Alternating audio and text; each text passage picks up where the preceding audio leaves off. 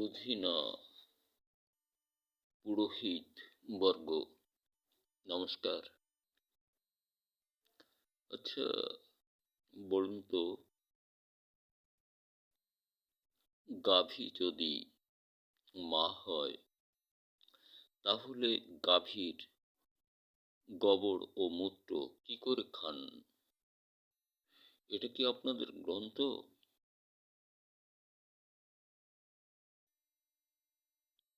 দেখুন, ভাবতে গেলে প্রশ্নটা জাগে। বোধ করি পুরোহিত মশাইরা বিষয়টা ভালো করে জানেন। হিন্দু বাদিত্ব মানুষ যারা ভালো করে জানেন, গোবর ও চুনা, প্রসাব ও পায়খানা, গোবর ও চুনা, গোবর ও গোমূত্র, এটা খাওয়া যদি আপনাদের গ্রন্থে নির্দেশ থাকে, তাহলে কেউ খান কেউ খান না কেন? আবার কেউ খান, কেউ নিন্দা করেন কেন? আবার খাওয়া যদি নির্দেশ নাই থাকে, তাহলে খান কেন? এটা কিন্তু প্রশ্ন।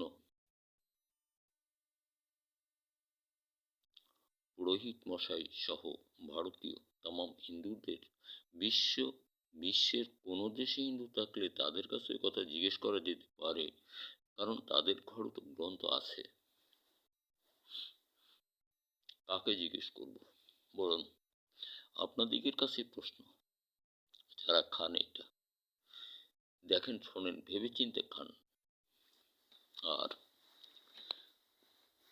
মানুষের সঙ্গে গোমূত্র, গোবর খাওয়া চিন্তা চেতনায় কথা বলবেন না, কাজ করবেন না। মানুষকে ভালোবাসতে শিখুন। একটু সত্য কথা বলার চেষ্টা করুন। মিথ্যার আশ্রয় ছেড়ে দিন। নিজেদের ইজ্জত সম্মান যেখানে সেখানে প্রসাব পায়খানায় বসে ক্ষুণ্ণ না করে, কিছু টাকা খরচ করে নিজেদের ইজ্জত বাঁচাবার ব্যবস্থা করুন। এটা আপনাদের ভালো কথা। ট্রেন লাইনে বা বিভিন্ন জঙ্গলে এগুলা ছেড়ে দিন। মনুষ্য সমাজের অনধিকার চর্চার মতো এই বিষয়গুলি আপনারা, মানুষ বিশ্বময় বর্তমান ফোনের যুগ, আপনারা যতই বলেন যে না, তা না, স্বভাবেই মিথ্যা বলেন, স্বভাবেই কর্ম করেই বলেন যে না, আমরা ওইটা করি নাই, আমরা সর্বেসর্বা শ্রেষ্ঠ। কিছুই না, কর্মকাণ্ড আপনাদিগকে প্রমাণ করাচ্ছে।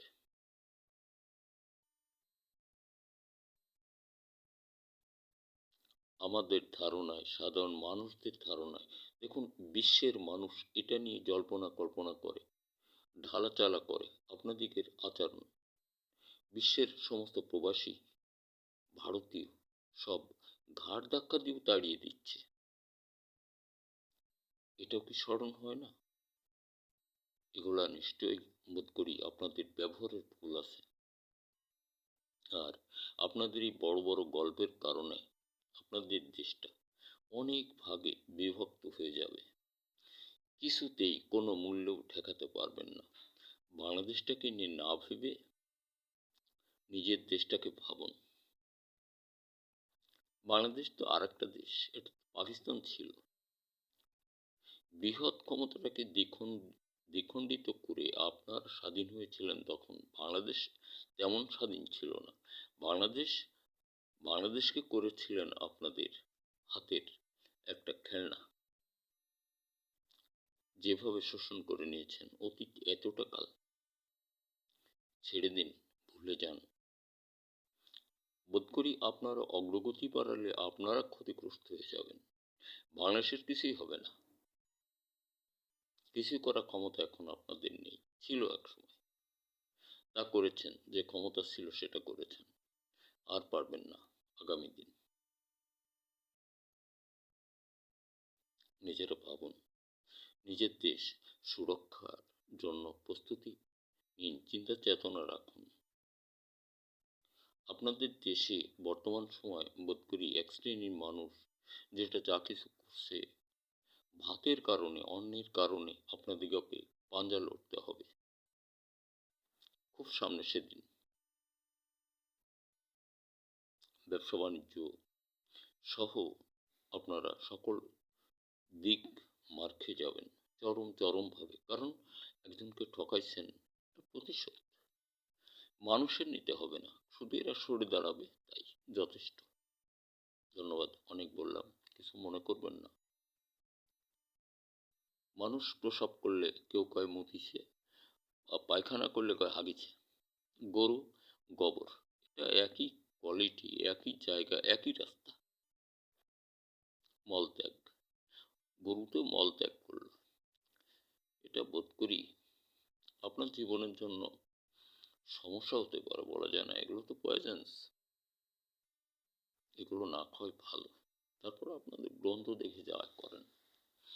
বাংলাদেশটাকে নিয়ে এত না ভেবে নিজেকে একটু ভাবেন। বাংলাদেশ নিয়ে ভেবে আপনি ঘুমুন কখন?